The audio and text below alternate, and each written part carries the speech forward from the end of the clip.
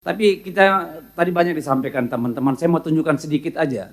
Mungkin kita bisa belajar dari sini karena kita selalu terlalu banyak teori-teori dan usulan-usulan proyek. Coba tolong ditayangkan.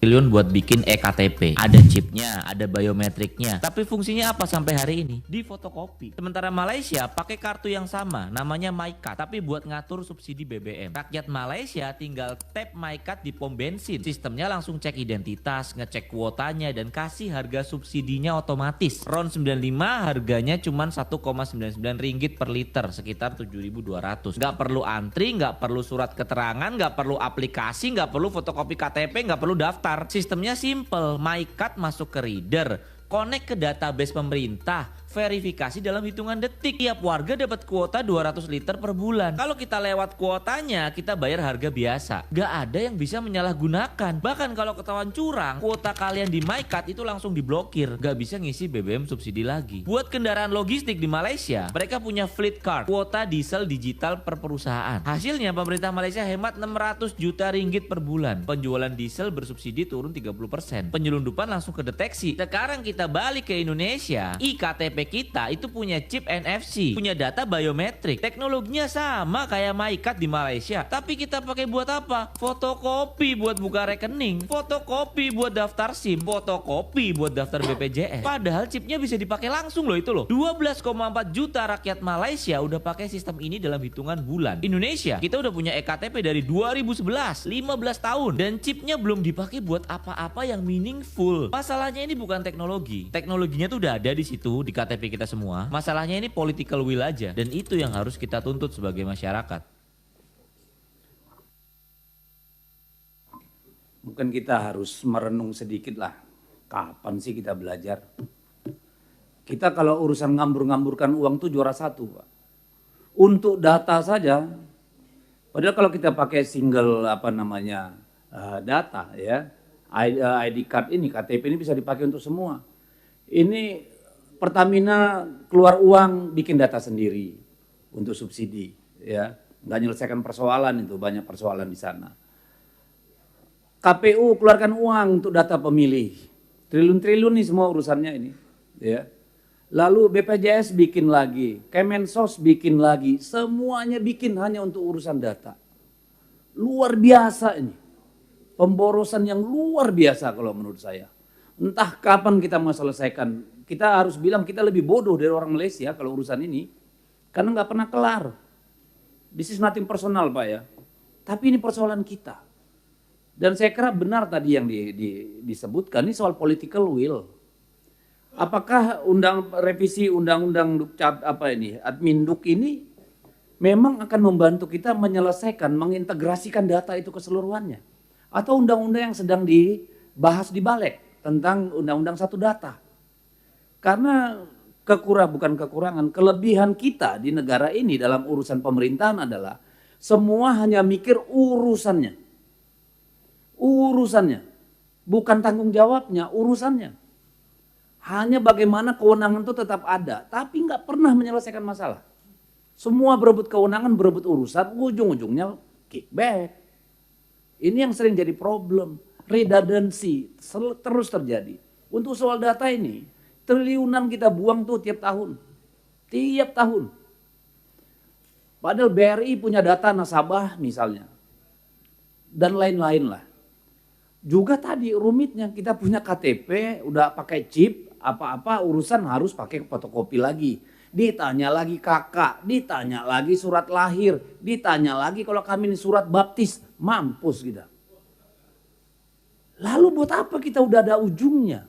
Ketika kita hilang KTP diminta itu semua lagi. Yang menyedih kalau saya, Pak, KTP ini hak asasi, Pak. Hak asasi ini. Di dapil saya di Kalimantan Utara, Pak, ketika terjadi eksodus dan hari ini masih sering terjadi, orang-orang dari luar Kalimantan Utara bekerja di Malaysia secara ilegal, diusir dari sana ketika sudah jatuh gajian atau apa, pulang. Itu nggak punya uang buat pulang ke kampungnya di NTT sana, Pak, di NTB sana, di Toraja sana. Ketika dia mau ngurus KTP, karena pasti paspor dan KTP-nya disita oleh pemberi kerja di Malaysia, dia ditanya, mana kakakmu, mana fotokopi KTP, mana ini itu.